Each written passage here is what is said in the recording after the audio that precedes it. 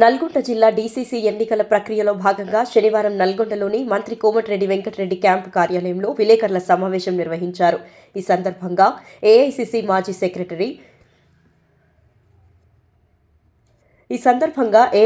మాజీ general secretary విశ్వరాజన్ Mahanti మాట్లాడుతూ DCC అధ్యక్షుని ఎంపిక పారదర్శకంగా జరుగుతోందని, ప్రజాస్వామ్యయుతంగా పార్టీ నాయకులు, కార్యకర్తల మనోభావాలను పరిగణలోకి తీసుకుని డీసీసీ అధ్యక్షుని నియామకం చేపట్టడం జరుగుతోందని అన్నారు. రాహుల్ గాంధీ దిశానిర్దేశంతో పారదర్శకంగా డీసీసీ అధ్యక్షుని ఎంపిక చేయడం జరుగుతోందన్నారు. అనంతరం ఏఐసీసీ సెక్రటరీ జిల్లా అబ్జర్వర్ మాట్లాడుతూ సంఘటన్ సృజన్ అభియాన్ కార్యక్రమంలో తెలంగాణ రాష్ట్రంలో 33 జిల్లాలలో డీసీసీ అధ్యక్షులు ఎంపిక సమావేశాలు నిర్వహిస్తున్నామన్నారు. తెలంగాణ రాష్ట్రంలో టీఆర్ఎస్ పార్టీ ఇంట్లో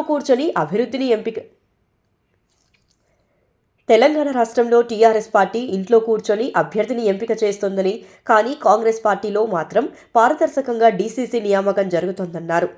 నల్గొండ జిల్లా కాంగ్రెస్ పార్టీ అధ్యక్ష పదవిని కాంగ్రెస్ పార్టీ అధ్యక్షుడు గుమ్మల మోహన్ రెడ్డికి ఇవ్వాలని పార్టీ కార్యకర్తలంతా విశ్వరాజన్ మహంతి, సంపత్ కుమార్ దృష్టికి తీసుకువెళ్లారు.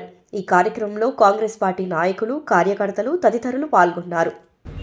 నల్గొండ జిల్లాలో కాంగ్రెస్ పార్టీ పటిష్టంగా ముందుకు పోగలుగుతా ఉంది.